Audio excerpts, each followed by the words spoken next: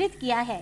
इसी श्रृंखला की कड़ी में आज हमने जनाब विप्लवी जी को आमंत्रित किया है। जनाब विप्लवी जी, आपका हार्दिक स्वागत है। नमस्कार। जनाब विप्लवी जी हिंदी उर्दू साहित्य की एक जानी मानी साहित्यकार हैं। इन्होंने अपनी कई रचनाएं, गज़लें और कई कविताएं लिखी हैं जो कि एक आम जनता के दर्द को महसूस करती हैं। विप्लवी जी, आपसे गुजारिश है कि आप हमें अपनी गज़लों के बारे में कुछ बताएं। हिंदी गज़लों का इतिहास बहुत पुराना नहीं है। इसकी रवायत उर्दू गज़लों से शुरू होती है। पहले अरब की दुनिया से ईरान होते हुए यह फ़ारसी तहज़ीब लिए हुए हिंदुस्तान में आती है और वहाँ से फिर उर्दू गज़लों की रवायत शुरू होती है। पहले हिंदी, जिसको हिंदवी कहते थे, रेख्ता से होते हुए उर्दू अदब की दुनिया में ये अपने कदम रखती है। और आज हिंदी वाले भी, और हिंदी ही क्या, आप देखें गुजराती भाषा में भी अच्छी गज़लें कही जा रही हैं। गज़लों की दुनिया साहित्य में एक मुकम्मल दुनिया है, जिसके एक एक शेर, जिसमें 2 मिसरे होते हैं, वह पूरी अभिव्यक्ति लिए हुए होते हैं। किसी भी बात को पुरतौर तरीके से व्यक्त करने का यह सबसे सशक्त माध्यम है। और मैंने भी साहित्य में कोशिश की है कि आम जनता के जो दुख दर्द हैं उनको पूरी सशक्त अभिव्यक्ति मिले, चाहे वह सामाजिक न्याय की बात हो, चाहे वह समाज के लोगों के दुख दर्द की बात हो, उसको पूरी अभिव्यक्ति मिले। क्योंकि साहित्य जो है समाज का आईना होता है, उससे ही जनता देखती है या जनता का असली चेहरा सामने आता है। तो मैंने अपनी गज़लों में ये कोशिश की है कि एक सुधार की जो प्रक्रिया है वह साहित्य के माध्यम से शुरू हो और वो आगे बढ़े। आपने विप्लवी जी ये गज़लों का माध्यम ही क्यों चुना अपनी अभिव्यक्ति के लिए? कोई और माध्यम भी चुन सकते थे, गज़लों के माध्यम ही क्यों चुना? जी हाँ, अभी जैसा मैंने अर्ज़ किया है जी कि गज़ल में जो शेर हैं वो अभिव्यक्ति के सबसे सशक्त माध्यम हैं। हिंदी में भी दोहे जो हैं वह इसी के बिल्कुल पैरेलल हैं, उसी के समकक्ष हैं। दोहे में भी 2 मिसरे होते हैं, उन दोनों मिसरों में एक पूरी बात व्यक्त होती है। और बिल्कुल इसी तरह से शेर व शायरी की भी बात है। इसलिए इसमें कम से कम शब्दों में आपकी अपनी पूरी बात और पूरे सशक्त ढंग से, पूरे पुरजोर तौर से पेश हो पाती है। इसलिए मैंने ये देखा कि यह माध्यम जो है साहित्य में एक सशक्त माध्यम है, इसलिए मैंने इसको चुना। विप्लवी जी, मैं आपसे गुजारिश करूंगी कि आप कोई अपनी बेहतर रचना हमें सुनाएं। मैं अपनी गज़लों के चंद शेर पेश करने के पहले एक तो आज़ाद असरार पेश करता हूँ। बेवफा तेरा भरोसा उम्र भर करना पड़ा, बेवफा तेरा भरोसा उम्र भर करना पड़ा, खुद को तेरे दर की खातिर दर बदर करना पड़ा। वाह वाह। खुद को तेरे दर की खातिर दर बदर करना पड़ा। और दूसरा शेर है, आपसे मिलकर जो दिल को घाव एक ताज़ा लगा, आपसे मिलकर जो दिल को घाव एक ताज़ा लगा, फूल से क्या खार का रिश्ता है अंदाज़ा हुआ। फूल से क्या खार का रिश्ता है अंदाज़ा हुआ। और शेर पेश किया है कि जाने कैसे वक्त पे उसका बुलावा आएगा, वाह वाह। जाने कैसे वक्त पे उसका बुलावा आएगा, और आ गया तो फिर बहाना क्या बनाया जाएगा, आ गया तो फिर बहाना क्या बनाया जाएगा। वाह। और एक गजल के चंद शेर पेश करता हूं मैं। अगर तस्कीन हो जाए, अगर तस्कीन हो जाए तो हैरानी नहीं जाती। अगर तस्कीन हो जाए तो तो हैरानी नहीं जाती। किसी को गम सुनाने से परेशानी नहीं जाती। वाह वाह। किसी को गम सुनाने से परेशानी नहीं जाती। और अदाकारी जिन्हें आती नहीं वे मात खाते हैं। देखिए आज की दुनिया में जी आपकी सीधी सरल जिंदगी के लिए जो है ये ज़रूरी है। आज जो सिखाया जा रहा है, आज जो रवायत बनी है, जी देखने में आ रहा है कि आपको अपने काम के साथ अदाकारी ही तरक्की पे ले जा रही है। सीधे साधे आदमी का गुजारा नहीं है। उस पर गौर करिए। अदाकारी जिन्हें आती नहीं वे मात खाते हैं। अदाकारी जिन्हें आती नहीं वे मात खाते हैं। फकत सच होने से ही बात सच मानी नहीं जाती। सही कही। फकत सच होने से ही बात सच सही। मानी नहीं जाती। और ये मुंसिफ अपनी आंखों पर अजब चश्मा लगाता है। ये मुंसिफ अपनी आंखों पर अजब चश्मा लगाता है। बिना दौलत कोई सूरत भी पहचानी नहीं जाती। बिना दौलत कोई सूरत भी पहचानी नहीं जाती। और अर्ज किया है कि करम छोटों पे फरमाने से इज्जत घट नहीं सकती। करम छोटों पे फरमाने से इज्जत घट नहीं सकती। खुदा की ये इबादत सबसे पहचानी नहीं जाती। खुदा की ये इबादत सबसे पहचानी नहीं जाती। और मोहब्बत विप्लवी अब एक घर बैठे का जज्बा है। मोहब्बत विप्लवी अब एक घर बैठे का जज्बा है। किसी से भी कहीं की खाक तक छानी नहीं जाती। किसी से भी कहीं की खाक तक छानी नहीं जाती। आपने तो हमें इतनी अच्छी रचनाएं सुनाई, बहुत हमें उससे ज्ञान मिला। हम आपसे ये पूछना चाहेंगे, जैसे आपने ही अर्ज़ किया था अपनी बातचीत के दौरान कि समाज जो साहित्य जो है समाज का दर्पण है। तो आज जो हमारे इतनी नैतिक मूल्यों में इतनी गिरावट चल रही है, तो क्या आप बताएंगे कि एक साहित्यकार का इसमें क्या दायित्व है? वो कैसे समाज को कैसे बदल सकता है? इसमें कुछ दायित्व है साहित्यकार का? जी हाँ, साहित्यकार का बहुत बड़ा दायित्व है। जी। साहित्य समाज को रास्ता दिखाता है। जी। उसका पथ प्रदर्शक होता है। जी। और साहित्य अपने युग का आईना भी होता है, जैसा आपने सही फरमाया। जी। और एक साहित्यकार जिस तरह से सोचता है, जिस तरह से आदर्श स्थापित करता है अपने साहित्य में, कम से कम 100% नहीं तो उसका कुछ फीसदी ही सही समाज पर उसका असर पड़ता है। उसको लोग पढ़ते हैं, समझते हैं, उस पर बहस मुबाहिसे होते हैं, टीका टिप्पणियाँ होती हैं, नुक्ताचीनी होती है, और फिर उसको लोग एडाप्ट भी करते हैं बहुत मायने में। तो इसलिए साहित्य का हथियार जो है बड़ा कारगर हथियार है। और इस मामले में आप देखें, चाहे वो प्रिंट मीडिया हो, इलेक्ट्रॉनिक मीडिया हो, इसको जो है आज घर घर उसका प्रचार है। लोग देख रहे हैं, सुन रहे हैं, पढ़ रहे हैं, समझ रहे हैं। तो इसमें कौन लोग हैं? इसमें साहित्यकार ही है जो कि उस माध्यम से अपनी बात को पेश करता है और वो समाज के हर अंग तक, हर आदमी तक पहुंचती है वो बात।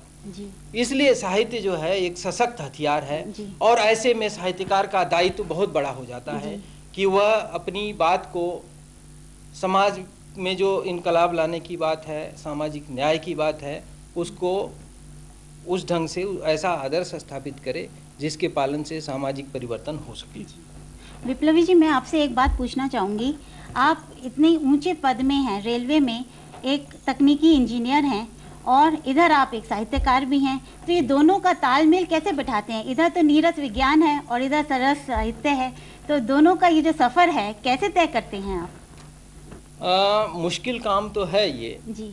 लेकिन एक साहित्यकार जब इंजीनियर का काम करता है तो मैं इसमें विश्वास करता हूँ कि while you play, while you read.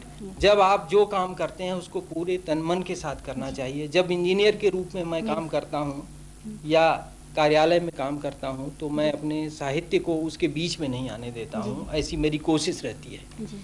और जब साहित्य का काम होता है तब उस तरह की थिंकिंग जो है उसको मैं परे रखता हूँ, जी। ऐसी मेरी कोशिश रहती है। तो इस तरह से मैं उसमें सामंजस्य स्थापित करने की कोशिश करता हूँ। वही है, मुझे बड़ा अजीब सा लग रहा था कि दोनों कैसे आप तालमेल बैठाते हैं। और आगे मैं आपसे पूछना चाहूँगी कि आपकी एक नई रचना निकलने वाली है जो कि पेश होगी, सुबह की उम्मीद। जी हाँ। वो जो ग्रंथ है वो उसमें से कोई एक रचना आप हमें सुनाएंगे? जी हाँ, मैं उसमें से एक गज़ल के चंद शेर पेश कर रहा हूँ। जी। मुझे वह इस तरह से तोलता है, जी। मुझे वह इस इस तरह से तोलता है, मेरी कीमत घटाकर बोलता है। ओहो। मुझे वह इस तरह से तोलता तोलता है, मेरी कीमत घटाकर बोलता है। वो जब भी बोलता है झूठ मुझसे तो पूरा दम लगाकर बोलता है। वो जब भी बोलता है झूठ मुझसे तो पूरा दम लगाकर बोलता है। और मैं अपनी ही नज़र से बच रहा हूँ। देखिए आदमी के अंदर क्या है, बाहर क्या है, इसका मंजरनामा क्या है। देखिए, मैं अपनी ही नज़र से बच रहा हूँ, न जाने कौन ऐसे खोलता है। मेरे अंदर से ही कोई खोलता है मुझे ऐसे। मैं अपनी ही नज़र से बच रहा हूँ, न जाने कौन ऐसे खोलता है। जुबां काटी तारुफ यूं कराया, यही है जो बड़ा मुँह बोलता है। और मुझे तो जहर भी अमृत लगे है, वो कानों में अजब रस घोलता है, वो कानों में अजब रस घोलता है। विप्लवी जी, आपने गज़लों के अलावा भी बहुत कुछ लिखा है, क्या आप अपनी रचनाओं में से कुछ सुनाएंगे हमें? गज़लों के अलावा हमने कुछ दोहे लिखे हैं जी। मैं उसके कुछ नमूने पेश कर रहा हूँ। जी। गौर फरमाएं। जी। ईद आई तो मीर को, ईद आई तो मीर को याद आया रमज़ान। ईद आई तो मीर को याद आया रमज़ान, जिनका फाका रोज़ है क्या रोज़ा रमज़ान। जिनका फाका रोज़ है क्या रोज़ा रमज़ान। और सर्दी का मौसम चढ़ा, घर घर जला अलाव। सर्दी का ये मुख्तलिफ रंग के दोहे हैं। आप देखें, एक अलग रंग देखें। सर्दी का मौसम चढ़ा, घर घर जले अलाव। और घर घर की निंदा छिड़ी, डूबा सारा गांव। वाह। घर घर की निंदा छिड़ी, डूबा सारा गांव। और तीसरा रंग देखिए, बारिश हुई आषाढ़ की, रास्ता रास्ता कीच। बारिश हुई आषाढ़ की, रास्ता रास्ता कीच। ननकू छाता तान कर बैठा छप्पर बीच। अरे वाह। ननकू छाता तान कर बैठा छप्पर बीच। और अलग रंग देखें, एक शिक्षा के ऊपर क्या तंज है कि शिक्षा का सरकार ने किया बड़ा उद्धार। शिक्षा का सरकार ने किया बड़ा उद्धार, बच्चे लड़ते खेल में शिक्षक पढ़ अखबार। बच्चे लड़ते खेल में शिक्षक पढ़ अखबार। तो इस तरह से कोशिश की है हमने कि जो व्यवस्था है उसके ऊपर अपनी बात कही जाए, लोगों तक ये बात पहुँचे, चाहे वो गज़ल का माध्यम हो, चाहे वो कविता का माध्यम हो, चाहे वो दोहे का माध्यम हो, चाहे गद्य साहित्य हो। तो हमने हर ढंग से जहाँ जैसे बात बनी है कोशिश की है कि लोगों तक बात पहुँचे। विप्लवी जी, चलते चलते हमें कुछ और रचनाएं सुनाइए। मैं अपनी कुछ रचनाएं पेश करता हूँ जी। एक गज़ल के चंद शेर हैं जी। जहाँ शीशे तरासे जा रहे हैं, जहाँ शीशे तरासे जा रहे हैं, वहीं पत्थर तलाशे जा रहे हैं। जहाँ शीशे तरासे जा रहे हैं, वहीं पत्थर तलाशे जा रहे हैं। और कुआं खोदा गया था जिनकी खातिर, कुआं खोदा गया था जिनकी खातिर, वही प्यासे के प्यासे जा रहे हैं। वाह। कुआं खोदा गया था जिनकी खातिर, वही प्यासे के प्यासे जा रहे हैं। और देखिए शेर कि कहाँ सीखेंगे बच्चे जिद पकड़ना। आज की तहजीब में, आज जो टीवी संस्कृति है जी, उसके मद्देनज़र कहाँ सीखेंगे बच्चे जिद पकड़ना। सभी मेले तमाशे जा रहे हैं जी। सभी मेले तमाशे जा रहे हैं। और जिन्हें महफिल में ढूंढा जाएगा फिर वही मेरी बला से जा रहे हैं, वही मेरी बला से जा रहे हैं। और एक गजल के चंद शेर पेश करता हूँ जी जरूर।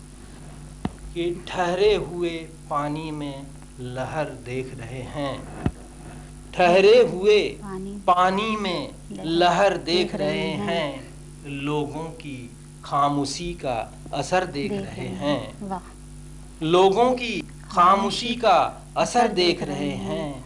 और किस समत से हो वार पता ही नहीं चलता, किस समत से हो वार पता ही नहीं चलता, आंखें हैं किधर और किधर देख रहे हैं, आंखें हैं किधर और किधर देख रहे हैं। और सौदे के लिए आए हैं या प्यार की खातिर, सौदे के लिए आए हैं या प्यार की खातिर, हम देखने वालों की नजर देख रहे हैं, हम देखने वालों की नजर देख रहे हैं। और आबाद किया है कभी बर्बाद किया है, आबाद किया है कभी बर्बाद किया है, हम शोक निगाहों का हुनर देख रहे हैं, हम शोक निगाहों का हुनर देख रहे हैं। और शेर देखिएगा, इंसान पर इंसान के ये जुल्म अनोखे, इंसान पर इंसान के ये जुल्म अनोखे, देखे नहीं जाते हैं मगर देख रहे हैं, देखे नहीं जाते हैं मगर देख रहे हैं। और हर शख्स की नजरों में अजब शक का समा है, हर शख्स की नजरों पे अजब शक का समा है, लोगों में एक अनजाना सा डर देख रहे हैं, लोगों में एक अनजाना सा डर देख रहे हैं। और रातों का सफर विप्लवी होता ही नहीं, क्या बात है, रातों का सफर विप्लवी होता ही नहीं खत्म, हम हैं कि उम्मीदों की सहर देख रहे हैं, हम हैं कि उम्मीदों की सहर देख रहे हैं। और मैं आखिरी पेशकश के रूप में एक गजल की चंद से पेश करता हूँ कि बढ़ते ही गए राह पे मुड़कर नहीं देखा, बढ़ते ही गए राह पे मुड़कर नहीं देखा, दुनिया की नजर से कोई मंजर नहीं देखा, बढ़ते ही गए राह पे मुड़कर नहीं देखा, दुनिया की नजर से कोई मंजर नहीं देखा, बाहर ही नजर थी कभी भीतर नहीं देखा, बाहर ही नजर थी कभी भीतर नहीं देखा, हमने ही कभी आपको पढ़कर नहीं देखा, हमने ही कभी आपको पढ़कर नहीं देखा।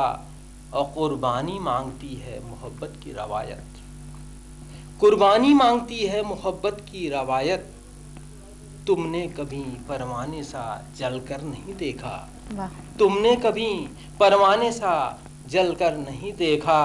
और सर मैं भी बचा लेता पर अंदेशा कहाँ था, क्या बात है, सर मैं भी बचा लेता पर अंदेशा कहाँ था, पूजा के फूल में कभी पत्थर नहीं देखा, पूजा के फूल में कभी पत्थर नहीं देखा, यूं राह की दुश्वारियों से खौफ जदा था जी, यूं राह की दुश्वारियों से खौफ जदा था, वह साथ में दो गाम भी चलकर नहीं देखा, क्या बात है, वह साथ में दो गाम भी चलकर नहीं देखा।